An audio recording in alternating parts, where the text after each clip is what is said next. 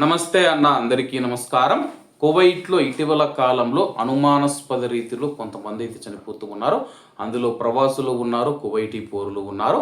స్థానిక మీడియా తెలిపిన వివరాల ప్రకారం కువైట్లోని ఒక ప్రాంతంలో ఒక కువైటీ పౌరుడి యొక్క మృతిలో కుట్ర జరిగి ఉండవచ్చని చెప్పేసి వైద్య బృందాలు అనుమానిస్తూ ఉన్న నేపథ్యంలో భద్రతా అధికారులు దర్యాప్తును ప్రారంభించారు. 40 ఏళ్ల వయసు ఉన్న ఒక కువైటీ పౌరుడి మరణం గురించి ఆపరేషన్స్ రూమ్కు సమాచారం అందడంతో ఈ కేసు ప్రారంభమైంది.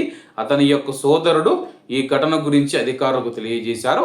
ఘటనా స్థలానికి చేరుకున్న పారామెడికల్స్ మరణానికి గల కారణాలపైన ఆందోళన కలిగించే పరిస్థితులను గమనించి సంబంధిత అధికారులకు తెలియజేశారు. పబ్లిక్ ప్రాసిక్యూషన్ కేసు నమోదు చేయాలని ఆదేశించగా ఘటనా స్థలాన్ని పరిశీలించడానికి ఫోరెన్సిక్ బృందాలు అక్కడికి చేరుకొని మరణానికి దారితీసిన పరిస్థితులు నిర్ధారించడానికి క్రిమినల్ ఇన్వెస్టిగేషన్ డిపార్ట్మెంటు సిఐడి పోలీసులు అయితే విచారణ ప్రారంభించారనమాట. అలాగే ఆ యొక్క కువైటీ పౌరుడు 40 ఏళ్ల వయసు ఉంటుంది.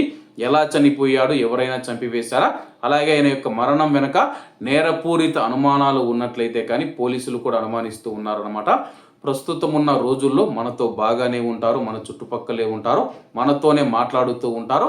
కానీ ఉన్నట్లుండి ఏం జరుగుతుందో ఏమో తెలియదు, కానీ మనుషులనైతే ఇలా అనుమానాస్పద రీతిలో అయితే మృతి చెందుతూ ఉన్నారన్నమాట. అనుమానాస్పద రీతిలో మృతి చెందిన కేసులను కువైట్ పోలీసులు అయితే ప్రత్యేకంగా తీసుకొని వాటిని అయితే విచారిస్తూ ఉన్నారు. వాటిలో ఇప్పటికే కొన్నిటిని ఛేదిస్తూ ఉన్నారన్నమాట. కాబట్టి కువైట్లో ఉన్న మన భారతీయులు ఎవరైతే ఉన్నారో మీ చుట్టుపక్కల ఎవరైనా సరే కానీ మీకు సంబంధించి ఎవరైనా మీరు గొడవలు పెట్టుకున్నా కానీ మీకు ఎవరితో అయినా ఇబ్బందులు ఉంటే కానీ వాళ్ళతో జాగ్రత్తగా ఉండండి.